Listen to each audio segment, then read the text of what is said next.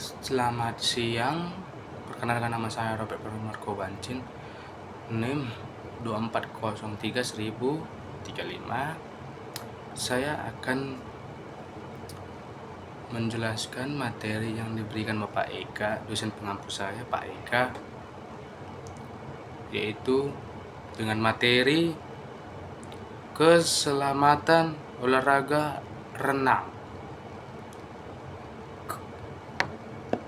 Keselamatan dalam olahraga renang sangat penting, baik untuk perenang, pemula maupun yang sudah mahir.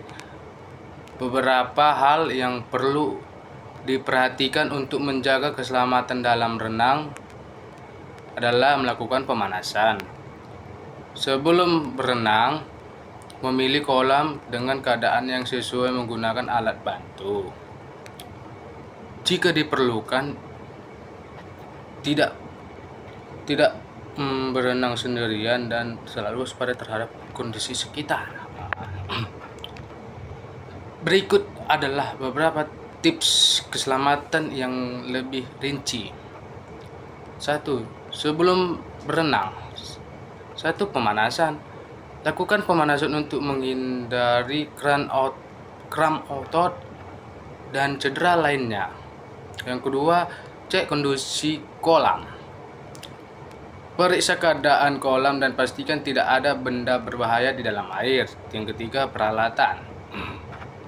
Jika diperlukan, gunakan pelampung atau alat bantu renang lainnya, terutama bagi pemula. Yang keempat, baju renang. Pilih baju renang yang nyaman dan tidak menghalangi gerakan. Kalau dia baju renang, kita harus pakai baju renang biar kita sesuai dengan gerakannya. Kelima, perhatikan kondisi tubuh. Jangan berenang saat sakit atau kelelahan. Seperti contohnya di saat kita lagi demam, batuk, pilek, itu tidak diperbolehkan untuk berenang karena itu sangat membahayakan untuk di dalam air. Tidak diperbolehkan untuk berenang di dalam air. Saat berenang, 1. Jangan berenang sendirian. Selalu ada teman atau pengawas yang menemani, terutama jika Anda bukan perenang mahir. Yang masih berenang awal itu wajib ada, contohnya pelatih, biar pelatih membimbing dan mengajari dan mengawasi sekitaran kolam. Dan tidak diperbolehkan yang namanya baru pemula berenang, tidak diperbolehkan hanya sendiri. Itu sangat berbahaya. Yang kedua, perhatikan batas kemampuan.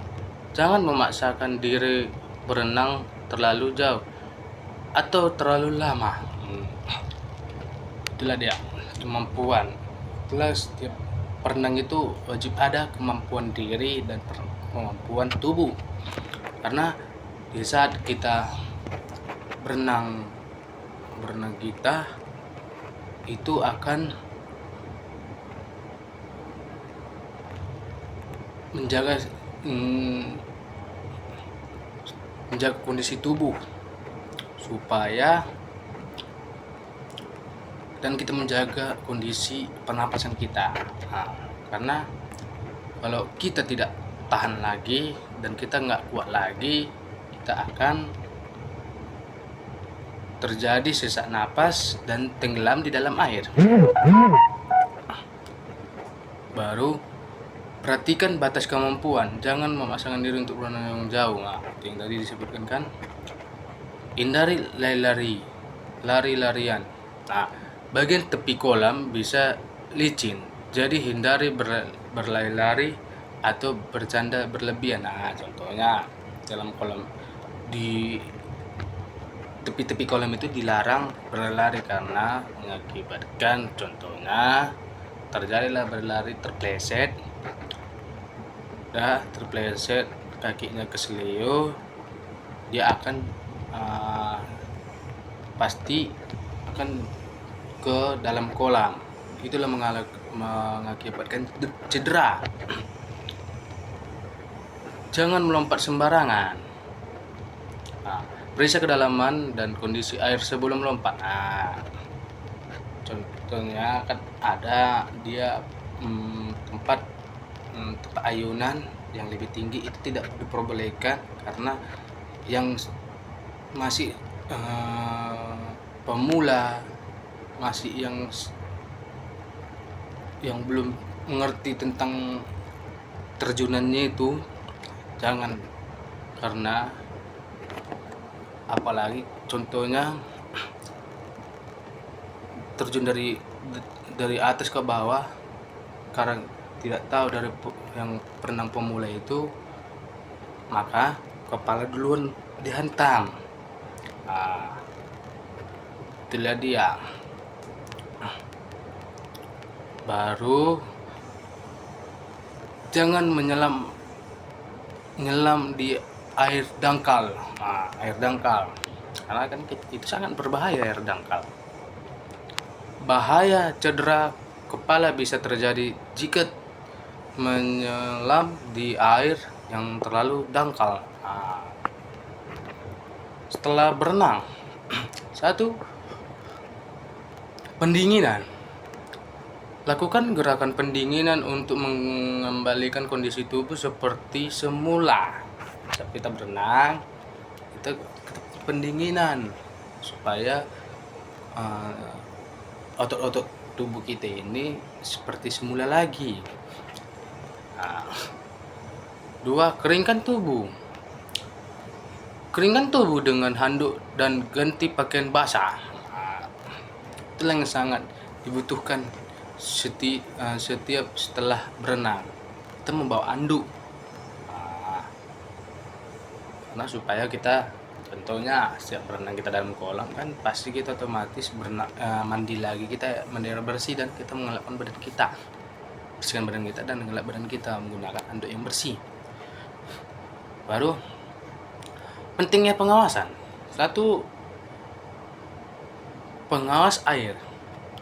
Jika ada anak-anak yang berenang, pastikan ada pengawas yang bertanggung jawab. Nah, itulah contohnya seperti orang tua, pelatih. Kalau anak-anak dia di bawah umur itu ada pelatih, ada orang tua, atau ada orang dewasa yang bisa untuk mengawasi anak-anak tersebut supaya tidak terjadi hal-hal yang nggak diinginkan. Karena anak-anak ini tidak bisa kita bilangin rupanya terjadi hal yang nggak diinginkan itu, makanya kita harus mengawasin anak-anak tersebut.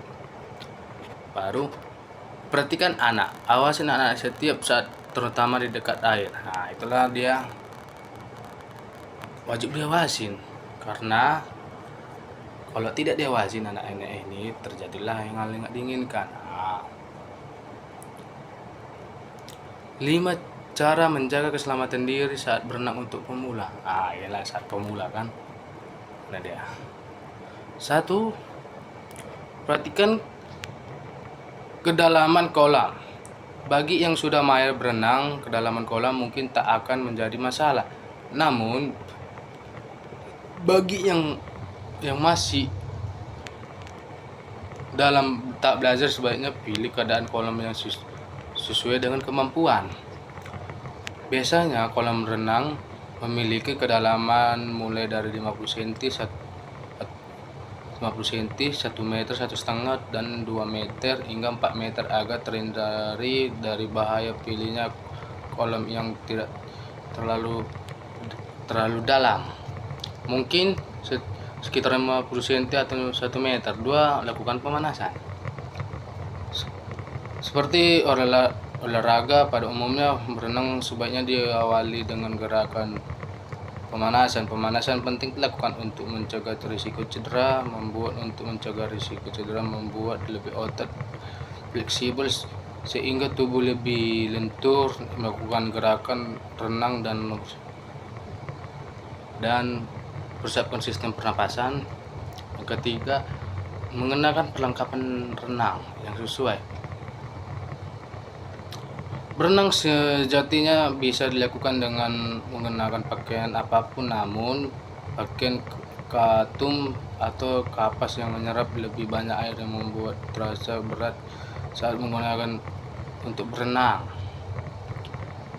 Yang keempat, tidak bercanda di kolam. Berenang bersama teman memang menyenangkan, namun sebaiknya hindari bercanda berlebihan saat berenang, baik di dalam maupun di tepi kolam.